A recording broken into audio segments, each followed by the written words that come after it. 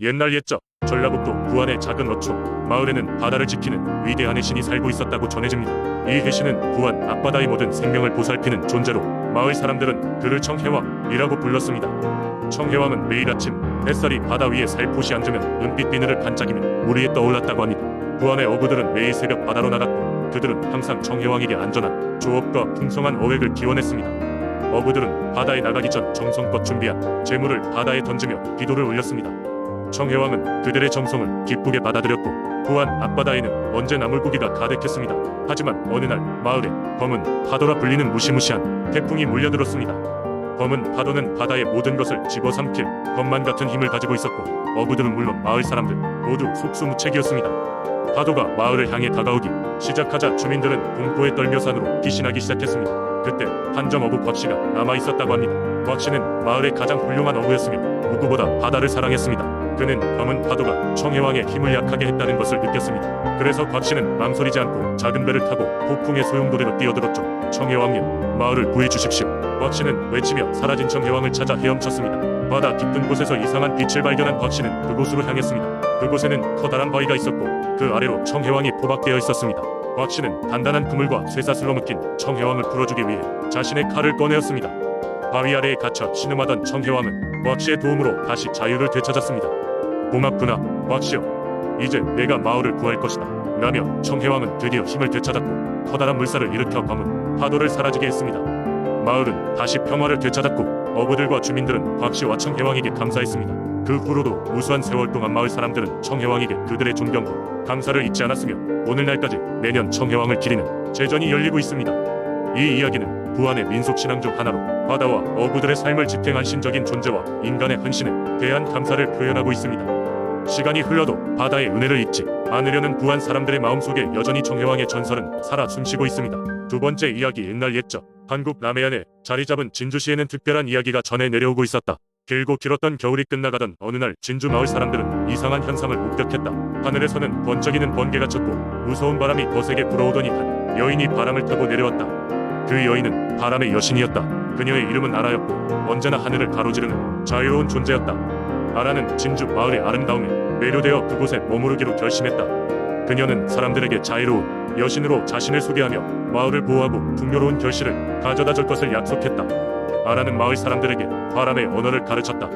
바람의 언어는 단순한 소리 이상의 곳이었다. 그것은 자연과 조화를 이루고 바람의 흐름을 읽으며 날씨를 예측할 수 있는 특별한 능력을 의미했다.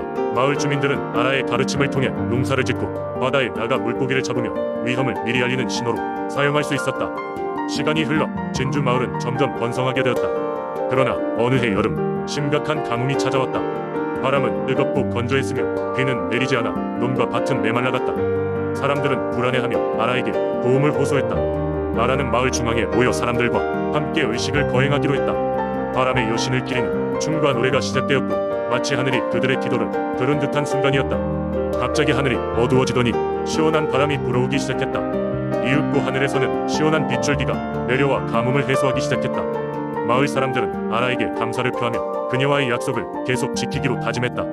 매년 바람의 축제를 열어 아라를 기리며 그녀가 전해준 바람의 언어를 통해 자연을 존중하고 보호하려 노력했다. 세월이 흘러도 진주 마을 사람들은 아라, 바람의 여신이 그들을 지켜보고 있다는 믿음을 잃지 않았다. 그녀의 이야기는 대대로 내려와 후손들에게 계속 전해지며 진주 민속신앙의 중심에 자리 잡게 되었다.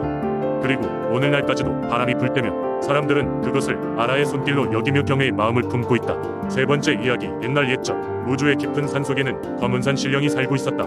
이 산신령은 겉모습이 위협적이었지만 사람들에게 자신을 해치지 않는다는 약속을 지키며 작은 소원을 들어주곤 했다. 검은 바위와 짙은 나무로 둘러싸인 그의 거처는 신비로운 힘이 깃들어 있어 지나가는 이들은 감히 가까이 가길 꺼려했다. 어느 날 우주의 작은 마을에 살던 농부영수가 큰 가뭄으로 인해 한 해 농사를 다 망치고 산신령을 찾아갔다. 그의 마음속엔 오로지 소원 한 가지, 올해 작물을 잘 자라게 해달라는 것뿐이었다. 영수는 산 깊숙이 들어가면서 늘 마을 어르신에게 듣던 이야기를 되새기며 산신령의 거처를 찾았다. 그곳에 도착했을 때 반짝이는 눈으로 검은 산신령이 나타났다. 어찌하여 여기에 왔느냐? 산신령이 엄숙한 목소리로 물었다. 영수는 무릎을 꿇고 간절히 말했다. 산신령님, 올해 농사가 너무나도 가뭄에 시달리고 있습니다. 제발 제가 모내기를 무사히 마치 수 있도록 비를 내려주시오. 산신령은 잠시 생각에 잠기더니 말했다. 너의 정성 어린 마음을 느꼈다. 나는 너에게 세 가지 소원을 들어주리라. 하지만 그 소원은 너의 진정한 필요에 의해서만 사용해야 하느니라. 영수는 첫 번째 소원으로 비를 내려달라고 했고 산신령은 약속대로 다음 날부터 주룩주룩 비를 내려주었다.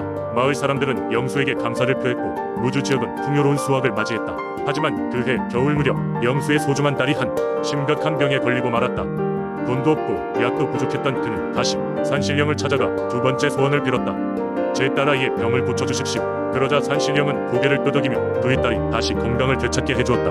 모든 것이 잘 풀려가던 어느 날 영수는 우연히 시장에서 외지인을 만나게 되었고 그는 영수에게 자식들의 장래를 보장할 수 있는 특별한 상수를 배워보라고 권했다.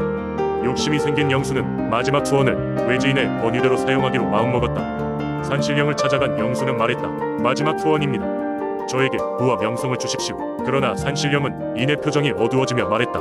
너의 마음속에서 부패의 냄새가 나는구나. 소원은 들어주겠지만 그 대가가 클 것이다. 영수가 이제는 부유하게 살게 되었지만 그 대가는 그의 양심과 가족의 행복을 빼앗아갔다. 산신령의 말대로 그는 돈이 많아져도 마음 한구석이 허전하고 사람들은 그에게 등을 돌렸다. 결국 영수는 다시 산신령을 찾아가 지난 소원에 대한 회한을 토로했다. 저는 정말로 제 욕심 때문에 큰 실수를 했습니다. 만약 다시 돌아갈 수만 있다면. 그러자 산신령은 조용히 웃으며 말했다. 진정 원하는 것을 깨닫는 것이 너의 마지막 소원이었던 게로구나. 다시 내 가족에게 돌아가 즐거움을 찾도록 하여라. 그렇게 영수는 무주 산속에서 돌아왔고 돈보다는 가족과 마을에서 얻는 행복을 재발견하게 되었다. 그 뒤로 영수는 무주 마을 사람들에게 산신령이 주는 경고와 교훈을 전하고 검은 산신령의 이야기는 무주의 민속신앙으로 계속 전해 내려오게 되었다. 네 번째 이야기. 옛날 옛적 지금의 대한민국 경상북도 영주 지역에는 신령한 호수가 있었다고 전해진다. 이 호수는 깊은 산속에 자리 잡고 있어 외부 사람들은 좀처럼 접근할 수 없었다. 하지만 그 옛날 이 호수는 영주 사람들에게 신성한 장소로 여겨졌고 마을 사람들은 이 호수에 얽힌 전설을 신부대대로 전하고 있었다. 이 호수의 전설은 오래 전으로 거슬러 올라간다. 전설에 따르면 이 호수에는 용이 살고 있었다. 이 용은 푸른 비늘을 가진 거대한 용으로 평소에는 호수 깊은 곳에서 잠을 자며 지내곤 했다. 사람들에게 친절한 용으로 알려져 있었으나 용의 진정한 목적은 호수와 그 주변의 자연을 보호하는 것이었다. 영주 근처의 작은 마을에는 김씨라는 젊은 농부가 살고 있었다. 김씨는 매일같이 밭에서 열심히 일을 했지만 가뭄이 들어 수확이 좋지 않아 가족들의 생계를 걱정하고 있었다. 어느 날 김씨는 일을 마치고 돌아오는 길에 호수가 있는 산속으로 들어가게 되었다. 더위를 식히기 위해 잠시 호수에 발을 담그려던 순간 그만 실수로 물속으로 미끄러졌고 깊은 호수에 빠지게 되었다. 그때 용이 나타났다. 용은 희고 거대한 날개를 퍼득이며 물 위로 떠올라 김씨를 구해냈다. 김씨는 목숨을 구해준 용에게 깊이 감사하며 어떻게 보답할 수 있을지 물었다. 용은 김씨에게 친절하게 말했다. 나는 너의 보답을 원하지 않다. 다만 너가 사는 마을 사람들에게 자연을 아끼고 사랑하는 법을 가르쳐주길 바랄 뿐이다. 이 말을 듣고 김씨는 마음 깊이 깨달음을 얻었다. 그는 마을로 돌아가 사람들에게 용의 말과 자연의 소중함을 전했다. 마을 사람들은 모두 마음을 다해 자연을 보존하기 시작했으며 곧 그 노력의 결실로 풍족한 결실을 맺게 되었다. 가뭄이 든 해에도 마을은 늘 풍요롭게 살아갈 수 있었고 이것은 마을 사람들 사이에 믿음이 되었다. 세월이 흘러도 이 전설은 사라지지 않고 영주 사람들 사이에 전해 내려왔다. 사람들은 여전히 호수를 신성한 곳으로 여기며 그곳을 찾을 때면 조상들의 지혜와 자연의 경이로움을 되새기곤 한다. 이제는 더 이상 용이 나타나지 않지만 마을 사람들에게 이 이야기는 자연과의 소중한 연결고리로 남아있다. 그래서 지금도 영주 사람들은 용이 은혜를 잊지 않고 자연을 아끼고 사랑하며 살아가고 있다. 다섯 번째 이야기. 옛날 옛적 조용한 어촌 마을인 속초에는 바다를 지배하는 신령에 대한 오래된 전설이 전해 내려오고 있었습니다. 속초의 바다는 자주 변덕스러운 날씨와 거친 파도로 인해 어부들에게 위협이 되곤 했죠. 그래서 마을 사람들은 항상 바다의 신령에게 존경과 두려움을 가지고 있었고 그의 기분을 상하지 않도록 알맞은 제사를 정기적으로 지내었습니다. 이 마을에는 이름난 어부인 길성이 살고 있었습니다. 길성은 바다가 살아 숨쉬는 생명체라 믿었으며 항상 바다를 조심스럽게 대했습니다. 하지만 어느 날 길성은 어느 때보다 반드시 많은 물고기를 잡아야만 했습니다. 그의 가족은 병든 아버지의 치료비가 필요했고 늘어나는 빚에 대한 부담감을 안고 있었기 때문이었습니다. 그날 새벽 어둠 속에서 길성은 혼자 배에 올라타고 전설 속 신령을 잠재워 달래기를 기도하며 바다로 나섰습니다. 뱃머리에 초를 켜두고 작은 물고기면 마리를 바다에 바치며 바다 신령의 보호를 구했습니다. 새벽녘 파란 여명이 바다를 감싸고 길성은 커다란 그물을 물속으로 던졌습니다. 하지만 예상과는 달리 그날따라 물고기가 잡히질 않았습니다. 시간이 지날수록 더욱 초조해진 길성은 잡히지 않는 물고기떼에 낙심하며 포기하려던 순간 갑자기 바다가 잔잔해졌습니다. 깊고 푸른 물결 위로 금빛 물결이 일렁거렸고 이상한 감촉이 손끝에서 느껴졌습니다. 길성은 두려움에 떨면서 그물을 당겼는데 신기하게도 그 중에는 작은 물고기들이 반짝여 얽혀 있었습니다. 그러나 그와 동시에 길상은 머리카락처럼 길게 자라는 대초 사이에서 인간의 손길이 닿지 않은 신비로운 낯선 얼굴을 바라보게 되었습니다. 그것은 분명한 조개 껍질로 장식된 얼굴로 아름다움과 공포가 함께 서린 모습이었습니다. 길성은 두려움에 휘청거렸지만 눈을 피해 숨을 돌리려는 찰나바다 속신형은 고요히 웃으며 나지막히 말했습니다. 어구여, 날 시험하려 들지 말고 내 진심을 말해보아라. 나는 바다의 정령이니라. 나의 신분을 망각한 채 너의 욕심만을 좇으려 한다면 큰 불행이 닥칠 것이다. 길성은 무릎을 꿇고 간절하게 말했습니다.